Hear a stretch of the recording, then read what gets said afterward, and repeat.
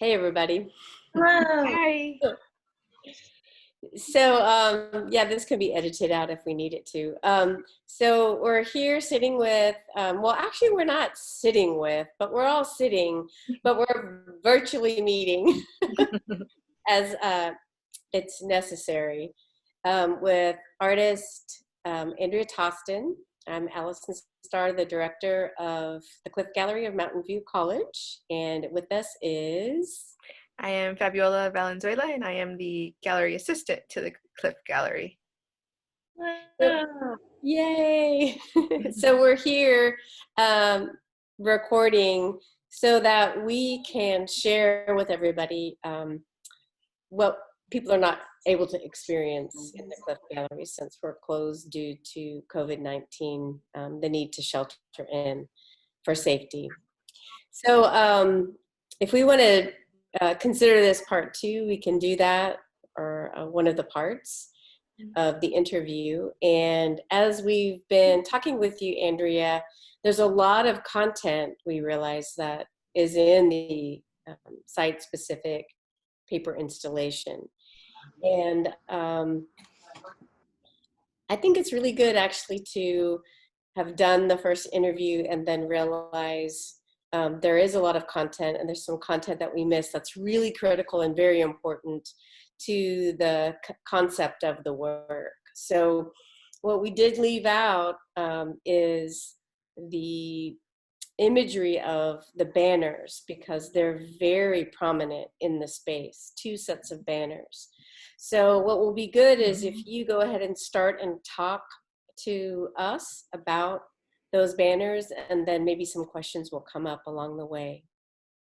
Okay, yeah, I remember mentioning the colors of the smaller banners on either side of the large main banners were in the colors of the Jamaican flag, representing my mother's background, and the Mardi Gras colors representing my father's background of being from Louisiana. And then we have the two main banners that are black with white lettering, black repeated 3 times on one banner, and woman repeated 3 times on the other banner. And they're, like I mentioned, they're in black and white. And for me, that was referencing binary thinking that I've had in my life, and sometimes continue to fall back into. I feel it's something that's encouraged in many instances for people in society, and I definitely do it. Like, for instance, for a long time, I thought that having people of color or a Black person or Black people in prominent leadership positions could lead to the elimination of racism, or having women in leadership positions could eliminate patriarchy. But that's a very binary way of thinking about it. And so thinking about some of the things we talked about before in our the previous conversation we had, I didn't want to leave that unsaid, that I don't think that it's important that those things happen in our society, but because of the way history's unfolded, we can't just think that, oh, well, for instance, we had a Black president, so now we're in post-racism. That's not how it works. And so I just wanted, I definitely wanted to make sure that I acknowledge that I have participated in and continue to sometimes participate in binary thinking. And for instance, I remember when I was working on the woman banner,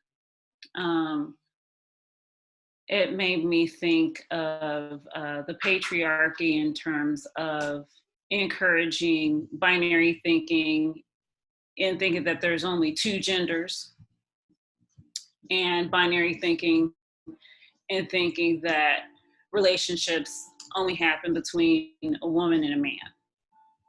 And we know that that's not true.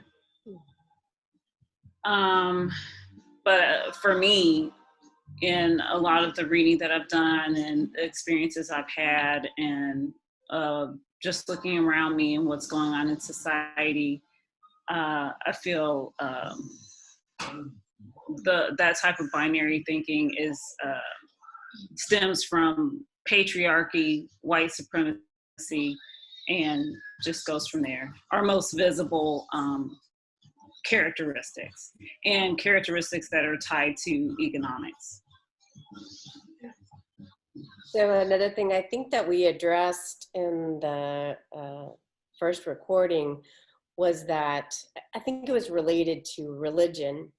And I think it's pretty easy for some viewers to think, if they see an object or a work of art or something, to think that the artist is actually promoting or endorsing a certain thing. Mm-hmm.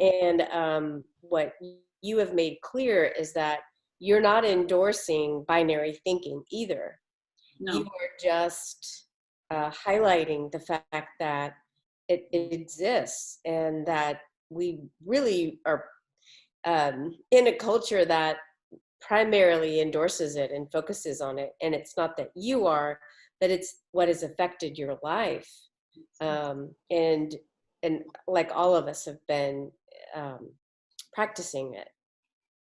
Yeah. But it's not an endorsement. Oh no, I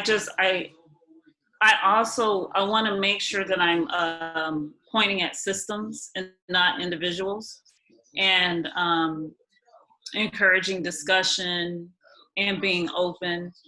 And I also want to make sure that I'm acknowledging that white supremacist messages have worked on me. Patriarchal messages have worked on me. There are all these isms that have worked on me. There's different gradations that I participate in, ways that I participate in it, but I don't want to. But I have to acknowledge that because of the way history has unfolded and the way things work, we all participate in it, and we all, the way things are set up, we become complicit whether we want to or not. And so we have to look at the systems, and we have to look inside and see, just check in on a regular basis and see what we may be doing, or how we can help, or how we may not be helping. Mm-hmm. And that's you being very honest and vulnerable to express that. So as a viewer, it makes us think like, oh wow, like, yeah, like I too participate in that, and having that, having to work on that as well. So, thank you for saying that, because that is something you're providing for the viewer, and recognizing that as well. Mm-hmm. Yes, and you've said this before, it is a site-specific installation, and specifically that it is at an academic institution. It's at a college where those conversations can be had, because they need to be had. And it's a place where learning and discussing these things is encouraged. Yes. Well, that's I want to make sure that I mention talking about Think Again, the show on KRA with Chris Boyd. I remember listening to an episode with Dr. Andrew White, I believe his name is, and he talked about the Harvard implicit bias test that you can take for free online. And this was a while back, this was several years ago that I heard that episode. And I took the gender one, I believe. And I had implicit bias towards associating work with men. Mm. Mm. I didn't take the racial one, but I'm sure that I would have associated certain positive attributes more often with white people. What is it test again? It's called the implicit bias test, and it's out of Harvard. Maybe we can note that somewhere in what we're promoting or what we're putting out.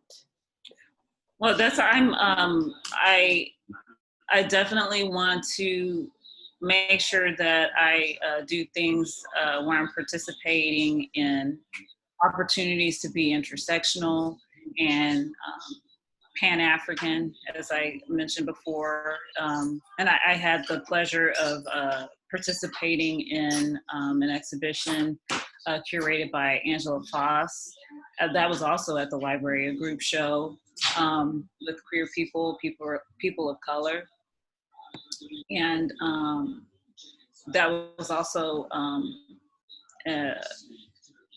something that affected me in a positive way, and something that I want to, or an example of things that I want to continue to participate in and reflect in the work that I do.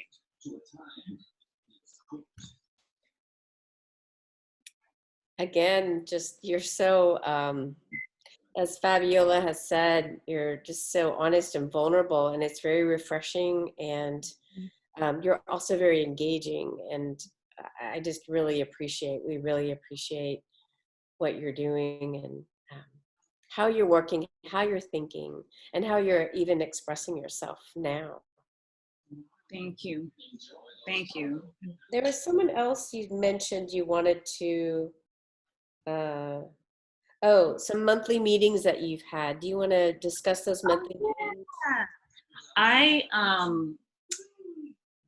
It had been a while since I had participated or had critique, and just been in regular fellowship, talking about art and life and different things with a group of people. I mean, I do it on a similar regular basis by going to art openings and participating in various things, but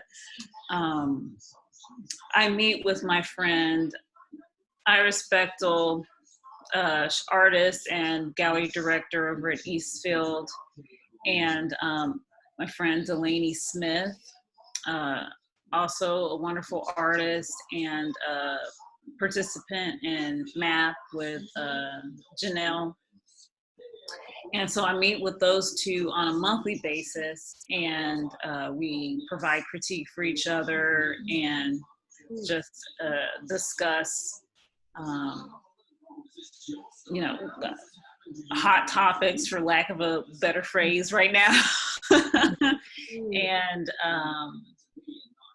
discuss all kinds of things. And it's just we've been doing that for probably going on a year now. It went by fast. We just started doing that last year. And it's been a really enriching experience, and it's really helped me grow as an artist and just a person in general. And I really appreciate being able to meet with those ladies on a regular basis. As a matter of fact, we've continued having our monthly meetings through Zoom. We just had one yesterday. So it's been really nice. Yeah. So they were really a big part of helping me get this exhibition together as well. Wonderful. It's so important to have community as an artist. I think that's one of the biggest, it just helps a lot, and just getting feedback, but also just connecting is so important, Yes. with each other, and just checking in as artists and people. So that's great to hear. Mm-hmm. Yeah. It's really, I feel so fortunate. Mhm. You, it's like the way that I would describe it as I'm experiencing it is you look for that and you are that. So it's something that happens because you embody it, if that makes any sense. Thank you.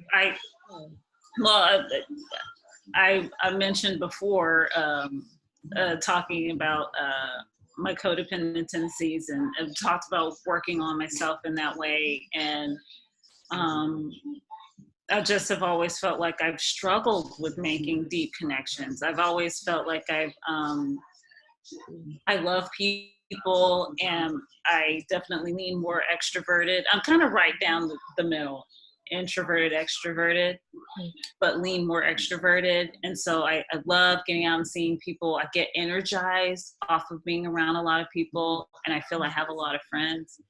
So that means a lot to me, that you feel that way. It means a lot to me, that that I am cultivating deep connections with people. Mm-hmm. Yeah. Because I really want to do that. And yeah, that's been one of my big fears, that that's not what I've been doing. So thank you. Mm-hmm. That's really affirming. I completely understand that. Mhm. So this has just again been so refreshing and engaging and real. And there's several things that could be going on because of the time, because how strange things are right now and how we're socially distancing or physically distancing, whatever they want to call it these days. But definitely we're not in each other's real presence, right? Right. And so we're experiencing the essence of each other in this virtual way, and I'm glad we can do it. Thank you. But is there anything else that either one of you, like I might have missed something, Fabi, or is there anything, Andrea, that you feel like you want to make sure that you share um, that's related to the experience of even doing this Zoom conversation, or the experience of, I guess really what we haven't addressed is, I just realized it, having this exhibition and then this happens and the place is closed and we can't engage in it physically. Well, I and thinking about that, in some ways, it's been nice, because I feel like we're going to reach more people this way than we otherwise have in the past, just from the virtue of it being on the internet. But then I think back, for instance, I went to Pencil on Paper Gallery. Dr. Gillespie is the owner there. And Stacy Monday is the artist. I went to see her talk there because I had seen her paintings online, and I really was attracted to the paintings online. But what I missed online, that I could only get from seeing the paintings in person, was the fact that she included things like maps or newspaper clippings or actual official documents that spoke to her research that went into doing these paintings, about her Black background, her Black heritage, as well as her Native American heritage. A piece in particular had a document that reflected the fact that the government was distributing funds or land or different privileges based on how Native American they thought you were. If you didn't have enough Native American blood, according to whatever arbitrary standards they were putting forth, then you couldn't get those certain privileges or benefits or lands or designations. And there's no way that I would have been able to see that through the paintings online. I had to go see them.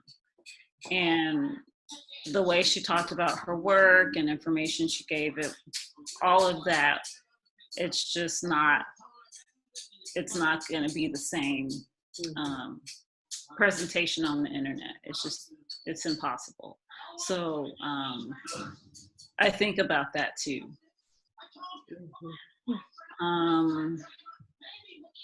Yeah. But yeah, there's plenty to be grateful for, but yeah, there's some other things I'm like, oh, there's going to be some changes, and it's very different. I hope we'll be able to you know, go and see visual art face to face, you know, as soon as possible. But of course, no, let's stay home and practice the physical distancing as long as necessary. We got some news last night. Friend in Georgia got COVID-19 and has pneumonia, and they're a fairly young person, so it's serious. It is. So, and I guess I wanted to mention the influence of music. That because I definitely was listening to music the whole time I was working on the exhibition. But did we want to speak any more on anything else, or on the quarantine physical distancing we're doing right now before we got into that? No, I think you really addressed it very well. Yeah. So the aspect of music is interesting. I don't want us to miss it. So yeah, go ahead and do that. I was listening to a lot of Erykah Badu, Grace Jones, Solange, Prince, Yasin Bey, that was formerly known as Mos Def, Tribe Called Quest. I've been really inspired by my friend Monica Bell. She is a beautiful singer and artist and poet, and she's here in Dallas. And when I think about artists like Prince and Grace Jones, who sometimes would present in very androgynous fashions, and just could be so weird in the best ways. I also think back about how they were very instrumental in helping me be open to others, or people who I could consider other myself, and break out of binary thinking, whether they meant to or not. They definitely did that. Grace Jones and Prince. Yeah. And then with Grace Jones, there's a Jamaican connection again. Yeah, great. Yeah, it's interesting to think about what we have when we're making art, what is going on around it. You know, I mean, we definitely have the inner thoughts, right, are going, and they can run the gamut or whatever. But it's interesting to have you talk about what you're listening to, but then also perhaps whether it's during or after, as you reflect on who you're listening to. Because I'm sure the music itself is sufficient, right? I mean, what that does to us and for us, and how we curate that for ourselves, right? But then just this idea of reflecting back on both Prince and Grace Jones, and the way that they are and have lived, how it's influenced your thinking as well. Mm-hmm. Mm-hmm. Yeah. Yeah, yeah. It's I wouldn't have well, I definitely wouldn't have had as much fun without it going going in the background. Because yeah, at some points it's like it hurts. I want to stop. Yeah, you even were playing those artists while you were installing the show as well. Yeah. So that's, Um, it's really interesting. who do y'all like to listen to While I work, or while you work and just in general? I also love Erica Badu. I love a lot of R&B. Um, Frank Ocean, um, SZA, her, um, Lauryn Hill. Yeah, R&B's usually like my go-to. Yeah, yeah. Yeah. What about you, Allison? You know, I think I'm a chameleon or something, or I think that I just have had so many lives that I have been so passionate about certain types of music in my life, certain phases, and maybe we're all that way. Um, Lately, it's been such a huge mix. I mean, I don't listen to really loud screaming music ever. I might have when I ran, but recently it's just been more like a mix on Spotify or Pandora or something like that. Actually, the most recent one is a Glass Tire mix, and they're doing kind of like a radio show called Mixtape something like that. I can't remember the title. Sorry, guys. But it's like art. And I love that. So I feel like I'm experiencing. I can send you the link. I'm experiencing just someone else's beautiful insight and taste in art, but it's just in the musical form, you know, the voice as music or the instruments as music. I love remixes a lot. I kind of tend to go not popular music typically. That's mostly what I do. I don't think I like country very much. Sorry, but I don't really lean towards that. Yeah. Um, but I've been in a truck in the country before and liked it. So, Something Yeah. about being in a truck. Yeah. yeah. When I make art, it really depends on what I'm doing, right? Um, um, but I tend to not need words. I think that's what I lean towards. I need just the music. Mm. Like, Mhm. Yeah. So lots of instrumental. yeah. I can get I I get to where sometimes I listed off like all these podcasts I love listening to before. Sometimes I like to Pandora, I like to put it on stand-up comedy sometimes, which I often wonder why sometimes I am into like a lot of rap and words. I do like the words. And then so that's why yeah, sometimes if the music if the words or subject matter are not what I'm feeling that day, yeah, I can just like okay, then I just need silence almost. Well, a lot of your work is repetitive motion. It's repetitive motion. And so I can imagine, I used to work for an artist and there was a lot of repetitive motion. And when I worked there with her, um, it depended on the situation, but we would listen to talk shows or, I mean, it was very easy because you're doing the same thing over and over again, right? Yeah. Which is interesting. It's like meditative. Anyway, yeah. Yeah, sometimes I'll put Parks and Rec in the background.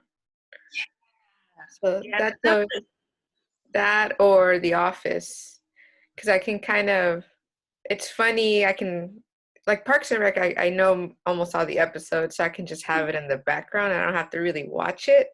So I just know it's funny. But Yeah, sometimes I'll do that. that's what reruns are. It's like I love reruns. It just make me feel so cozy. I love Hmm. those. And Yeah. uh, well, when you mentioned Parks and Rec, it made me think again when we were talking a little earlier. This weekend we watched Joe Mandy's stand-up special. It's so hilarious, so good. I recommend Joe Mandy. It's on Netflix. Oh, cool. He used to write on Parks and Rec. Nice. I'm gonna It check that sounds out. like, to me, it sounds like when you guys listen to things like that, it's almost like company, Mm-hmm. Yeah, yeah. like just, yeah, almost like company. I can't think of a better word. Yeah. It does feel like that. It feels like I get to be in on a really great conversation. And yeah, that's another thing. Sometimes I'm like, oh, I don't know if I'm the best listener. And it's like, there's no way I can interrupt these people. I get to be involved in this conversation. It's great. I love it. So great. What are you, how are you primarily focusing your time now as an artist? And I know you're more than an artist. I mean, you have so many different roles in what you do, but yeah, what are you doing now? Well, the first part of the day, I try to stay out of my family's way because Eric he's teaching online, and then Gabriel and Mason are here, and they're going to school online, so they're learning online. And so I uh, sequester myself in the bedroom, and for now, I've been doing a lot of reading, meeting with friends, um, preparing for our talks. Been doing that, and I'm looking forward to taking this class by Jake Wiseman. He's this really awesome calligrapher. I bought this class last fall sometime. I'm like, well, I'm gonna get to do my flourishing class. And so I'm gonna do that flourishing class. And I'm gonna continue to work on the pieces for the show that will happen in September, depending on Mm, mm. how everything shakes out for at TCC South. I'm one of the artists in residence, along with Jessica Fuentes, chaired by Joshua Good over there, and so I'll be working on that imposter syndrome Mm, influenced mm. idea of answering the question, "Am I a flibberty gibbet?" So Awesome. there'll be printmaking and flip books and calligraphy and lettering involved in that. So I have plenty to do on that, and I have so many books to read. So I will, and uh, I've always loved practicing, just really trying to perfect my lettering and calligraphy. And that probably is the biggest influence on why there's a lot of repetition in my work. Trying to perfect things and loving practicing, and having a history of um, doing work and like, oh, okay, no one needs to see this. I don't even know if it's that good enough. It's not perfect, so never mind. Wow. It's a real feeling.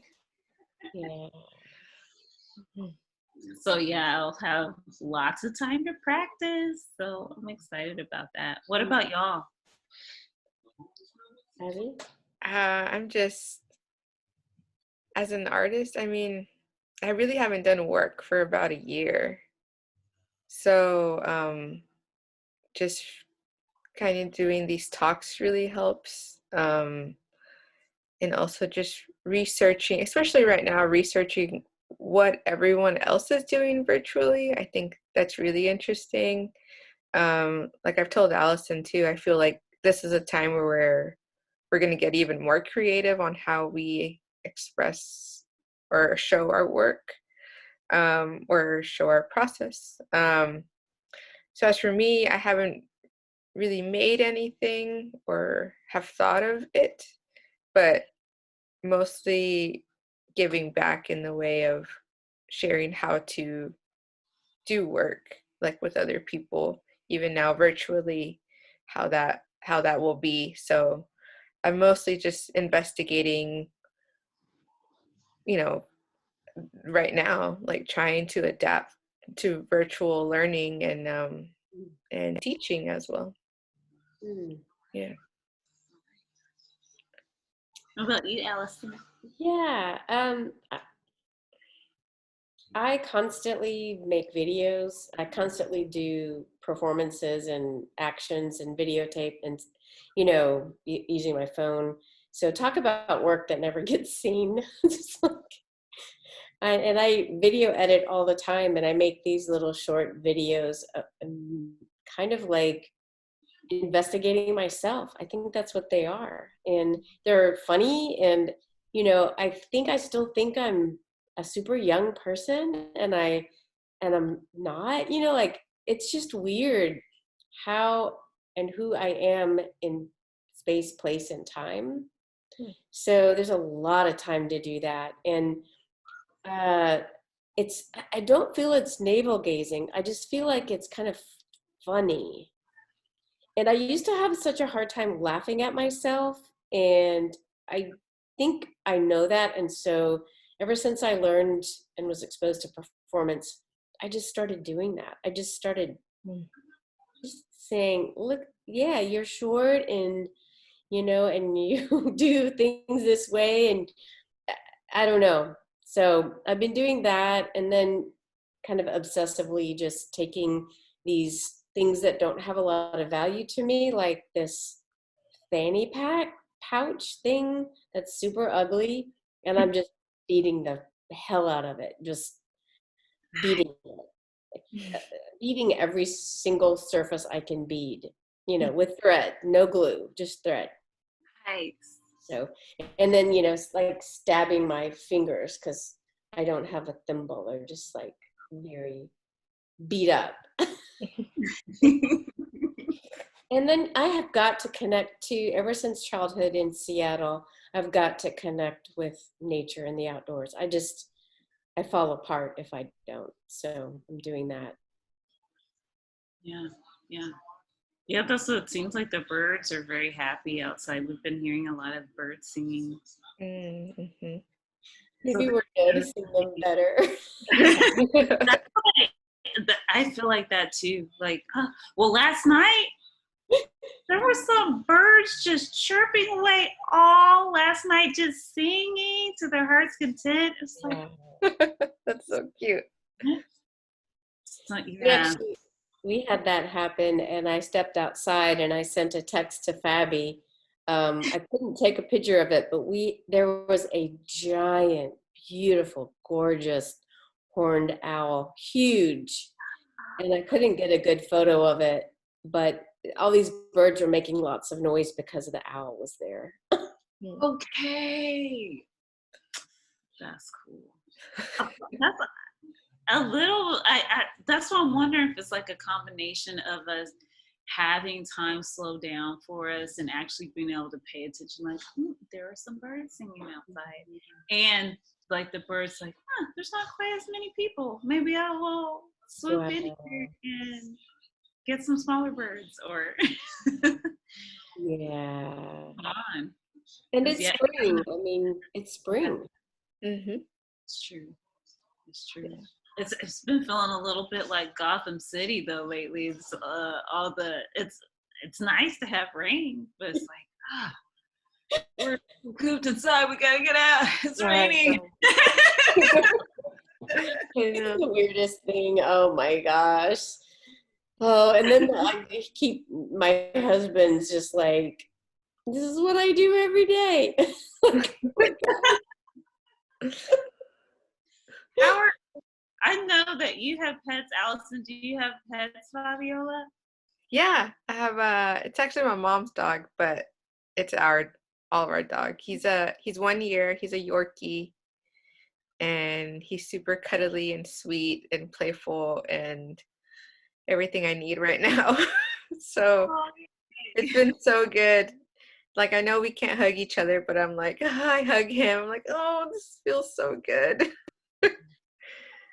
So that's what, it's funny because we have a dog, Cody, and in some ways it's like, okay, I'm happy y'all are here, but sometimes it feels like he's like, wait a minute, why are y'all here all the time? Yeah. And like, because there's a couple times he's just stared at us and like looks like he's getting ready to like literally say something. It's like, what is it? What do you mean, boy? I need y'all not to be here right now because it's my nap time and you take me on 3 walks a day and I'm done. I love that. I can't say it. yeah. So good. Oh my God. How are your dogs handling it, Allison? Yeah, I think about this a lot, honestly. I mean, I wonder, I think pets have their own personality, but I also think they become like us because I don't know, we have so much influence. Whatever, that's weirdness. But um, I do think that each of the dogs that we have separate personalities, and they literally, I think, are so thrilled that I'm home. Like, because I love to play with them. It's snuggle. They're big dogs, so they have substance. So it's like hugging them for me. It's just like wow. I mean, I hug Jim too, and that's I'm not saying I don't hug, but we're walking with them more. I'm playing outside with them more. They get more walks. Yeah. Just yeah. So I've been thinking about that. I don't think I would do very well working from home. I just don't think I would. But it does make me think about what it means to be home more for Jim and for them. Yeah. Well, and me too. So it's a lot to think about and process. I mean, we haven't been shelter in place that long, but it is something. It's because it's different. Yeah.